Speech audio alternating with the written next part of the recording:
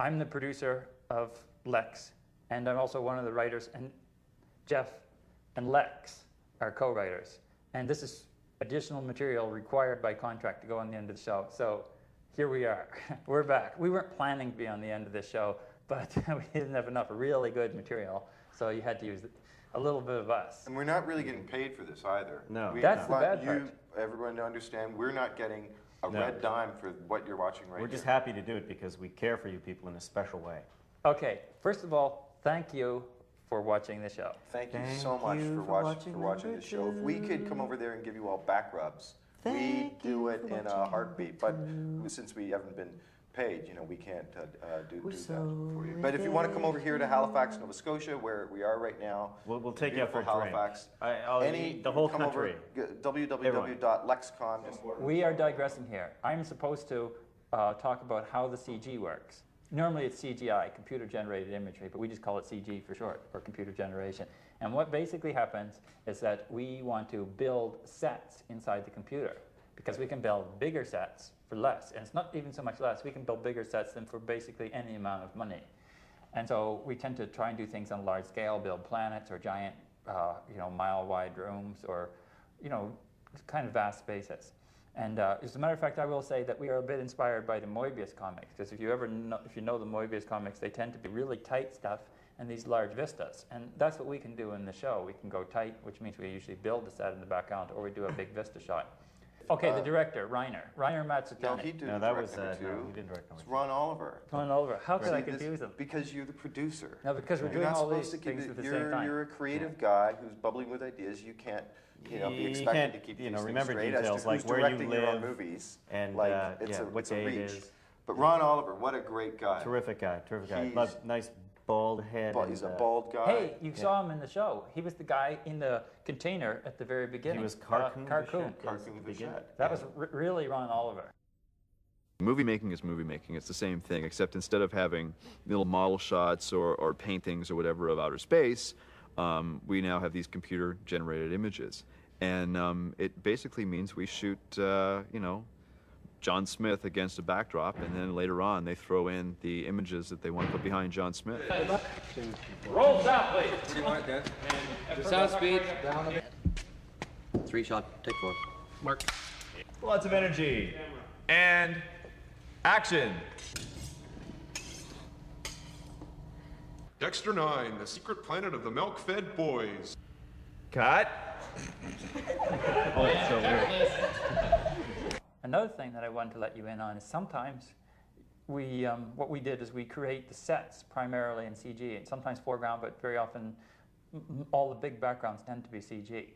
And there have been cases where we are not satisfied with that CG, and in one case, in this show, we shot the scene, which we shot against green, an ultimate green, a very wonderful, beautiful color, and then we did a background which was filled in. So we'll show you a piece of that. There's the scene against green.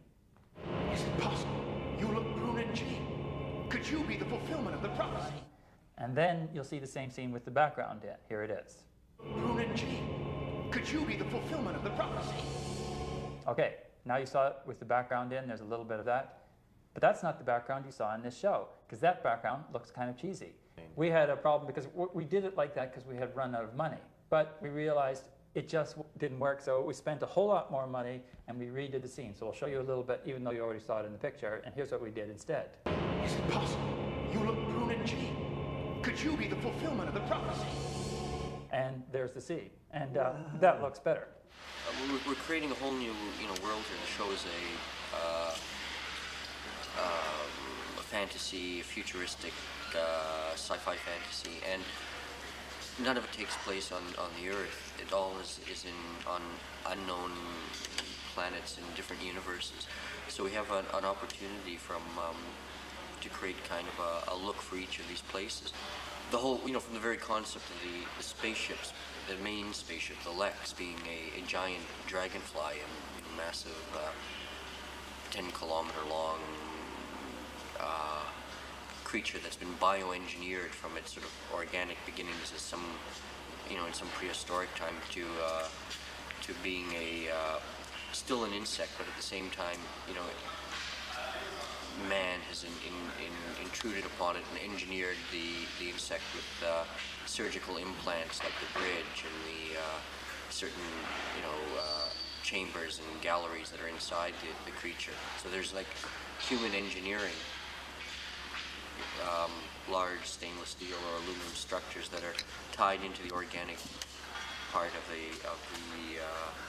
of the insect. And so those were sort of like the descriptions that we would talk about early on.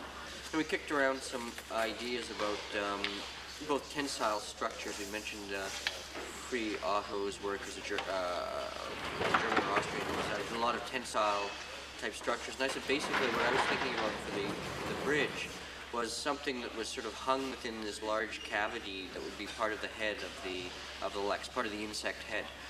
So we'd create some kind of thing there, but you'd see off the edge of it. It would almost be like a floating island. And you'd look over the edge and it would just sort of drop off into space.